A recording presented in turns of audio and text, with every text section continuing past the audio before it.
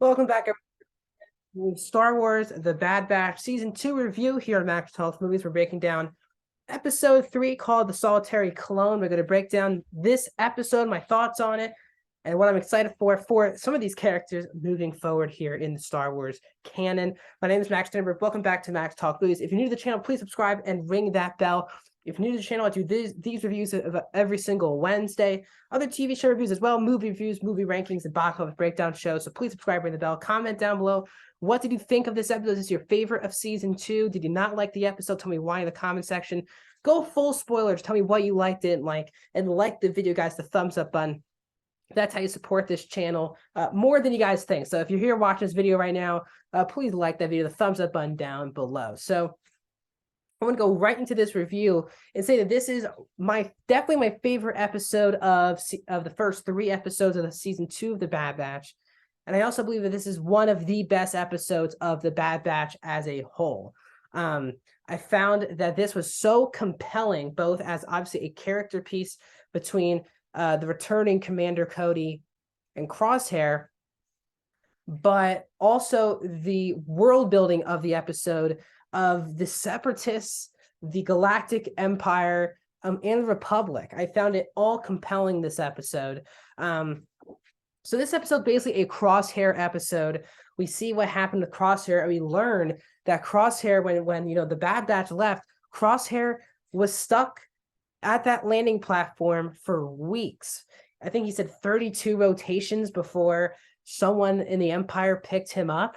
So they kind of forgot about him. And that's another really good detail that elevates the show, especially Crosshair's characters, that for some reason Crosshair, he needs something to live for. And for him, that's following orders from the Empire and serving someone.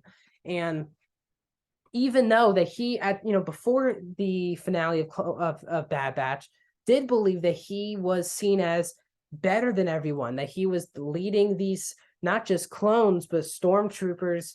He was a commander, and the Empire valued him. But as we probably know now in this episode, they never valued him. The fact that they just let him sit there for weeks and kind of forgot about him, and then maybe it was by accident they went back to sweep Camino, and there he was sitting there.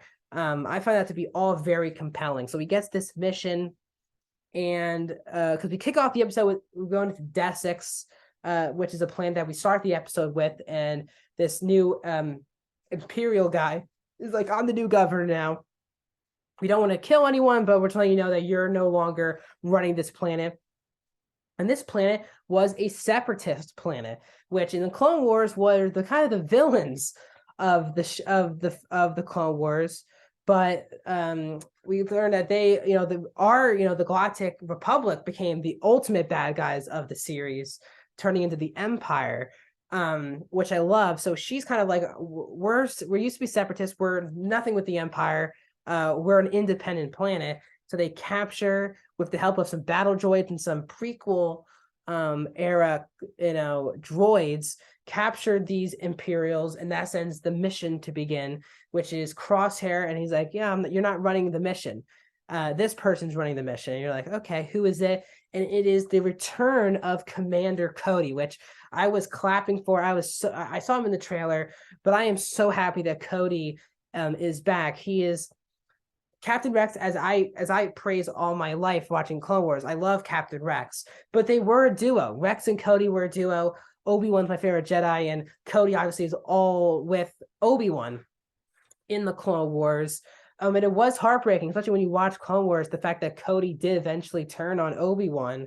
But we've never gotten any confirmation that Cody, who knows what happened to Cody after that moment in Revenge of the Sith. And remember, he's the first one who gets told by Sidious for Order 66. So we get this great scene with Cody and Crosshair. And this then moves on to this kind of one scene where Cody kind of questions the Empire for a second, and Crosshair's like, good soldiers follow orders. Again, they both go on the mission. Cody leads this mission.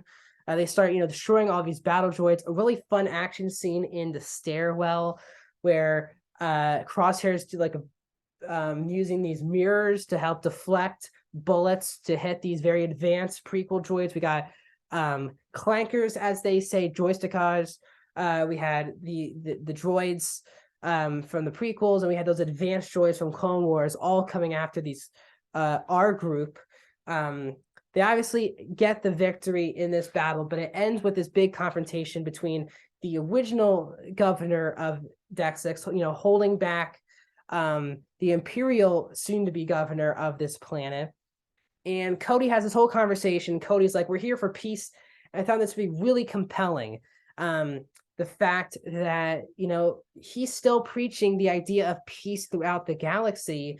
And that's just been the biggest lie of this universe, is that everyone just kept promising peace and prosperity for everyone in the galaxy. And it's just not what it is. And it's not believable whatsoever. Then we get the governor says that she and this person who is Padme's mentor from Clone Wars, a really good Easter egg. Now I kind of forget her name, sorry, but when she said the name, I was like, oh yeah, that's Padme's mentor from Clone Wars, who we saw as a separatist. And it's an episode which I like, where Padme goes to a separatist planet, sneaks into it, and just seeing a separatist and a Republic member talking with each other was a big deal. And they said that, and I think what the Bad Batch is also doing is showing the ramifications of Dooku's death in Revenge of the Sith. It's a thing that goes so unnoticed in the grand scheme of Star Wars, but it did make a huge factor. While Sidious just thought he was killing off another master, again, it was kind of the beginning of the end of the Clone Wars, because Dooku was the leader of the Separatists. And a lot of those people were, well, yes, Grievous took over for a small period of time. It was Dooku who they were all very loyal to and believed in. And his death and his beliefs are still, believed upon by a lot of people, especially the Separatists themselves. So it's kind of funny that the Separatists, who were the villains for 3 movies and a whole TV show, were trounced by even bigger villains, which was the Republic at the time, which were a group that we believed in as, the Jedi and all of these people. But the idea of Sidious playing both sides, both of them had flaws, which I thought was really smart. So to get a Separatist versus Imperial episode, I found to be really fascinating. Something that I wasn't even thinking about happening in Star Wars, but it just adds to the world building of the show. This then continues with the, Cody has this back and forth, and he was like, well, peacefully let you go. Just peacefully let this happen, and we'll all move on. And it looks like she'll give in. She'll give the Imperial governor the role. But then the governor, the Imperial guy, is like, please execute her. And Cody's like, we just said that, I promised her peace. And he was like, well, you promised her peace, but I didn't. And then this is when, Cody kind of freezes. Crosshair gets the job done. But they go back to this kind of scene, and, Cody kind of questions the Empire again. And Cody gives a great ending line to the episode, which is that Cody is basically like, we're different from droids. And this is a big wake-up call for Crosshair. We're different from droids. We make our own choices, and the most important thing is that we live with those choices. And I found that to be such a fascinating line, not just obviously for Crosshair's character, but really that's what makes the clones so different and unique. And that's why they kind of went to Stormtroopers, which is the fact that obviously the Empire and at times the Republic treated these clones like they were just droids, blind people, not blind people, but blind devotion to a group that does whatever someone asks of them. But these are actually human beings. And then that's what the Clone Wars TV show did such a great job with. And then that's what they're doing with the Bad Batch. Cody, and when Crosshair brings up Rex, and it kind of hits, Cody in a weird spot. So Cody gives this line, obviously wakes up Crosshair, that Crosshair just is not being valued. Cody basically says that you're not trying to be a jerk, but saying that you're basically a droid, that you're just following orders, and you're just living with everything. But this kind of opens Crosshair's eyes. So Crosshair does the same routine, wakes up, goes, has breakfast. The Imperial guy who killed Wilco last week comes and calls for him. And we learn that Cody obviously goes AWOL and escapes.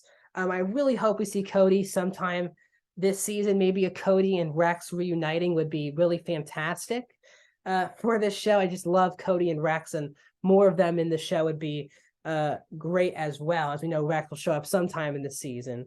But Crosshair gets delivered another mission, and Crosshair once again will be under the control of someone else. So I love this episode. There's a lot of good world building here, but there's also a lot of good character development both for Cody and Crosshair. So I thought this is one of the best episodes of the show so far, not just season, which I think it is, but the entire series so far. So I am really enjoying the Bad Batch. I love this episode that came out today. So what are your thoughts on this episode? Comment down below. Like the video. More videos are coming, as I said, every Wednesday for the next now 13 weeks. I'll be giving you spoiler breakdowns of the new Bad Batch episodes, movie reviews, TV show reviews. I'll see you guys soon.